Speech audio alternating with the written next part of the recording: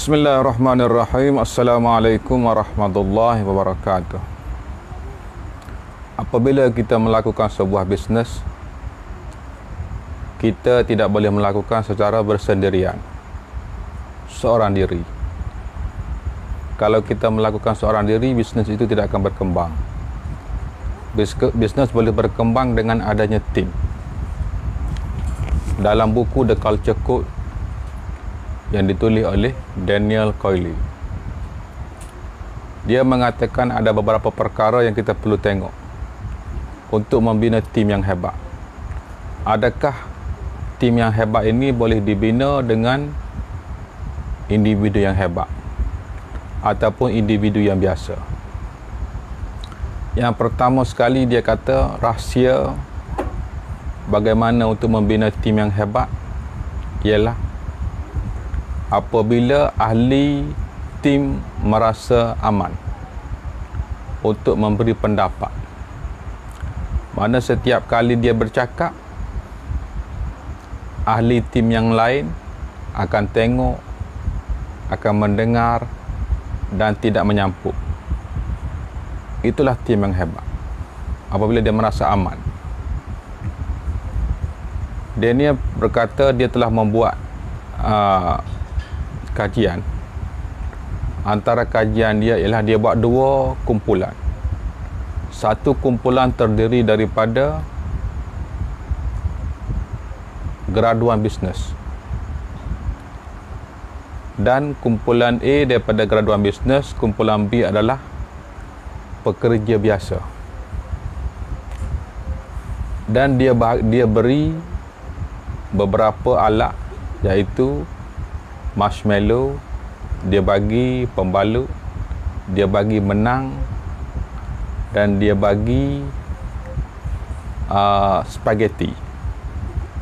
Dengan menggunakan alat-alat ini, mereka dua kumpulan ini mesti membuat bangunan setinggi yang boleh. Jadi tim A adalah tim yang terdiri daripada graduan bisnes. Jadi mereka membuat mengikut apa yang mereka belajar, mereka merancang, kemudian membahagi tugas, kemudian membina. Tapi tim B ini, tim yang biasa, terdiri daripada orang-orang biasa, bukan graduan bisnes.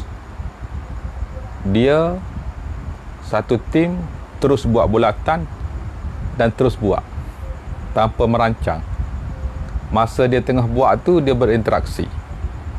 Jadi poin yang kedua ialah untuk tim yang berjaya, tim yang sentiasa berinteraksi di antara satu sama lain.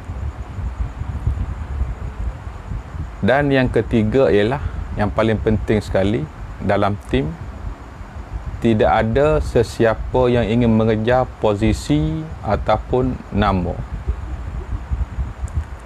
Jadi apabila tamat tempoh, hasilnya ialah tim A yang terdiri daripada graduan bisnes dapat menghasilkan satu bangunan, tapi tim B daripada kalangan orang biasa dapat menghasilkan bangunan yang lebih tinggi, dua kali ganda daripada yang dibuat oleh tim A. Jadi apa yang dapat dia pelajari daripada sini?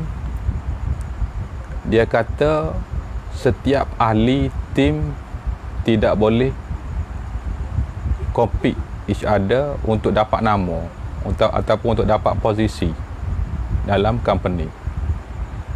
Itu tak boleh. Dan setiap tim juga perlu rasa aman.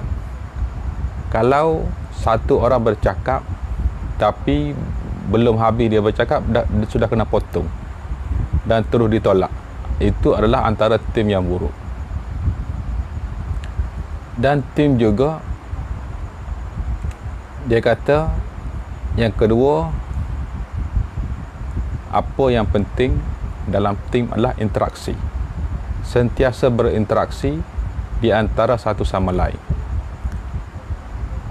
Dan kerja mesti dimulakan dulu. Jangan kita duk plan dulu. Plan A, plan B, plan C, plan D, baru nak start. Itu lambat. kita kena mulakan dulu. Apabila kita dah mula, barulah kita berinteraksi dan kita cuba perbaiki supaya dapat menghasilkan hasil yang membanggakan secara bahu-membahu. Itu yang pertama. Yang kedua, dia mengatakan tidak sempurna itu baik dalam tim. Apabila kita melihat ahli tim kita yang tidak sempurna, kita kena dekati dia, kita kena bercakap dengan dia, bagi peluang dia bercakap, dan kita kena mendengar dengan teliti, dan kadang-kadang bercakap dengan kata ya, okey, teruskan, bagi dia terus. Kita mengiyakan sahaja, jangan kita pergi potong. Sebab tidak sempurna itu bagus. Kita juga sebagai leader, kita kena tunjuk kepada tim yang kita juga tidak sempurna. Kita boleh bagi tahu tim yang saya juga boleh melakukan kesilapan, sekiranya saya silap boleh tegur. Dan apa yang saya terangkan tadi, mungkin ada sedikit penjelasan yang ahli tim lain boleh tambah. Kita jangan cakap saja minta orang dengar, tak boleh. Kita juga tidak sempurna, ahli tim juga tidak sempurna. Jadi ketidaksempurnaan itu bagus.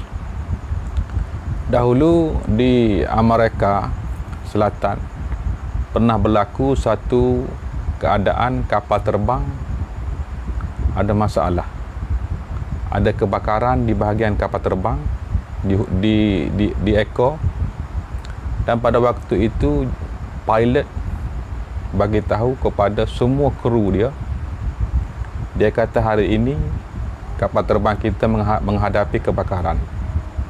Jadi kita semua kena saling tolong-menolong.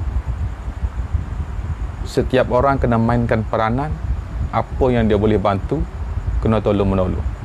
Jadi pada waktu itu, semua kru tolong-menolong, bahu-membahu, dan akhirnya selamat. Semua 200 orang penumpang selamat. Sebab leader bagi tahu dia perlukan bantuan. Dia tidak sombong. Sebab sebagai seorang manusia biasa, kita tidak perfect.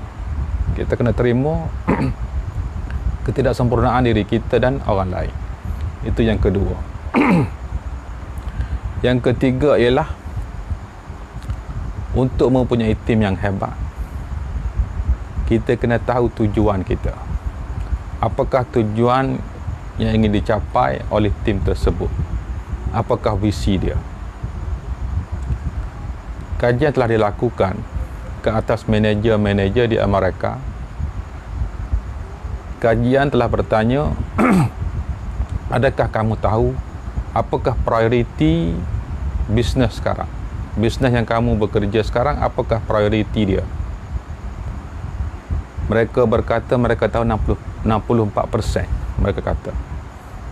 Tapi apabila dikaji betul-betul, rupa-rupanya 2% sahaja yang diketahui oleh manager tersebut.